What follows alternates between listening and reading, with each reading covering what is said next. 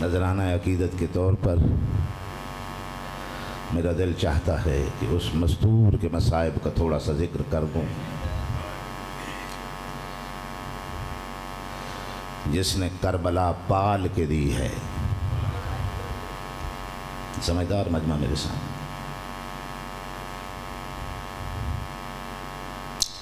اور اس مستور کا نام ہے فاطمۃ الزہرا۔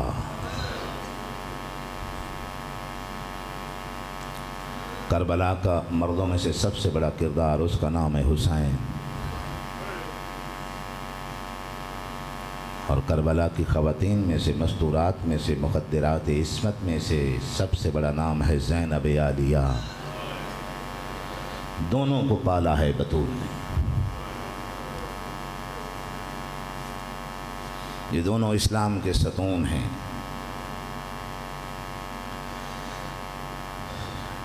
خدا کی قسم اس بی بی کا احترام اسی طرح واجب تھا جس طرح رسول اللہ کا احترام واجب۔ میں آپ کو مثال دے دیتا ہوں۔ فقہا یہ فرماتے ہیں، علماء یہ کہتے ہیں، مجتہدین کا یہ فتویٰ ہے کہ بسم اللہ الرحمن الرحیم اس کا احترام اسی طرح واجب ہے جس طرح باقی قرآن کا احترام واجب ہے۔ اور اس کی وجہ یہ ہے کہ پورا قرآن سمٹا ہوا ہے بسم اللہ میں۔ عین اسی طرح سے بطول کا احترام اس لیے سب سے زیادہ واجب تھا چونکہ رسول کی ساری صفات سمٹی ہوئی ہیں زہرا میں۔ جس طرح اس شخص نے قرآن کی بے احترامی کی ہے نا، جو بسم اللہ کی بے احترامی کر لے، جو بطول کی بے احترامی کرے، اس نے رسول کی بے احترامی کی۔ جس دروازے کا پیغمبر احترام کرتے ہوں، جناب ابو رافع رسول اللہ کے صحابی بھی ہیں، نوکر بھی،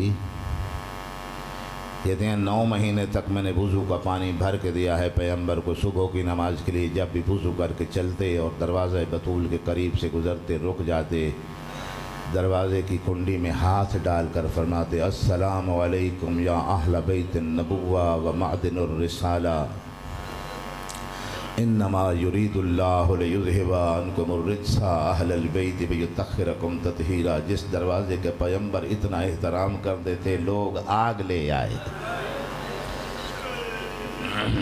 سلامت رہیں آپ۔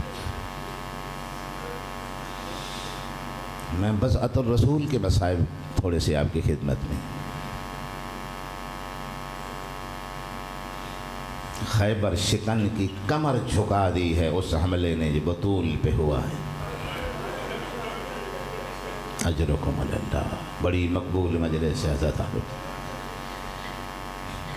آپ سنتے ہیں نا کہ 56 سال عمر تھی امام حسین علیہ السلام کی کربلا میں، لیکن داڑھی میں ایک بھی بال سفید نہیں تھا۔ لیکن جب اکبر کی لاش پہ حسین آئے، ساری داڑھی سفید۔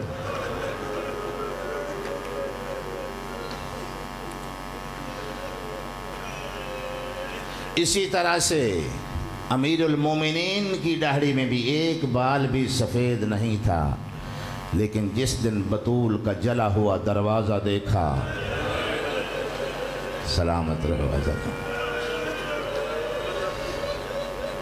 امیر کائنات کی ساری داڑھی سفید۔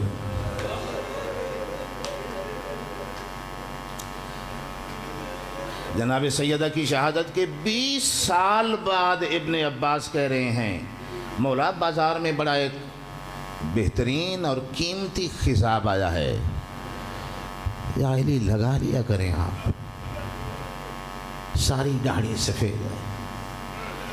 آنکھوں میں آنسو آ گئے، حیرت سے ابن عباس کی طرف دیکھ کر فرمایا ابن عباس علی کیسے خضاب کر لے، تجھے پتہ نہیں میں بطول کا عزادار ہوں۔ سلامت عزادار۔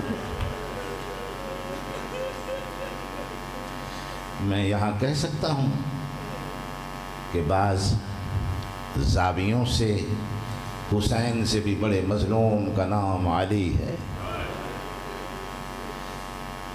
علماء نے لکھا ہے، تحقیق کیا ہے، فرماتے ہیں امام حسین سے زیادہ مظلوم ہے علی. دلائل دیے ہیں, ایک دو دلائل آج کر دیتا ہوں. فرماتے ہیں اس کی دلیل یہ ہے کہ حسین کی آنکھوں کے سامنے زینب کا خیمہ نہیں جلایا گیا. بعد میں ہوا ہے نا. شبیر کی نگاہوں کے سامنے تو اس کی بہن کو تازیانہ کسی نے نہیں مارا, لیکن بطول وہ مزدور ہے کہ امیر المومنین نے اپنی آنکھوں سے, اور ایک دن نہیں روزانہ جلا ہوا دروازہ دیکھتے تھے. اور یہ کب ہوا ہے؟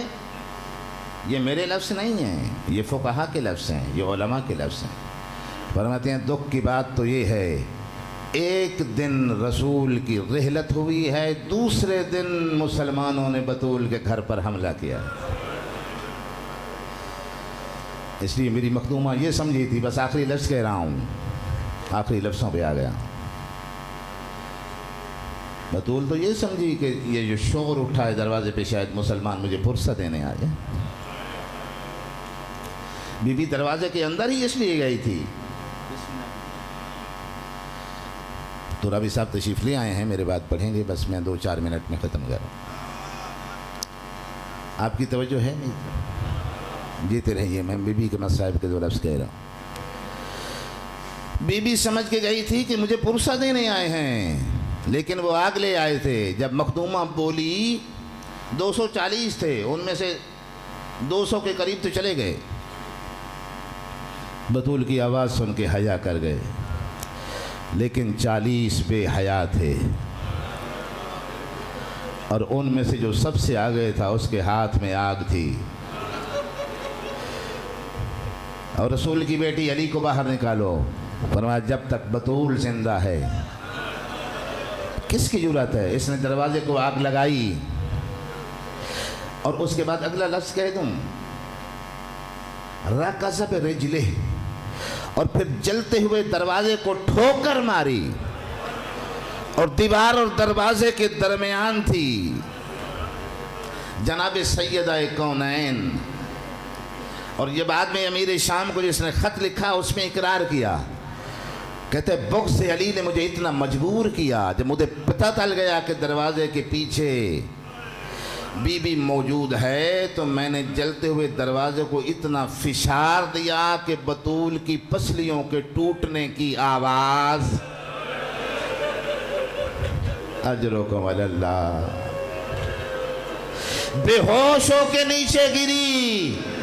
جناب فضہ کہتی ہیں پانی ڈالا, جناب فضہ نے ہوش میں آئی, آنکھیں کھولیں اور پہلا سوال کیا, فضہ علی کہاں ہیں؟ مخدومہ لے گئے. جس انداز میں لے گئے وہ بتانے کی زبان میں طاقت نہیں ہے. اس انداز میں لے گئے, کہاں بطول, اس انداز میں لے گئے.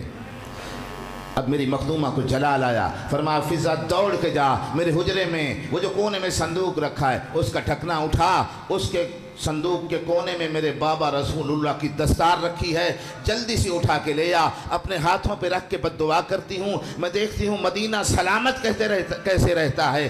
ابھی دستار ہاتھوں پہ نہیں پہنچی تھی, دوڑتے ہوئے سلمان آئے, دروازے پہ دستک دے کے کہا بطول مجھے علی نے بھیجا ہے, کہہ رہا ہے تجھے اپنی عصمت کا واسطہ بد دعا لکھ. الا لعنت اللہ علی قوم الظالمین.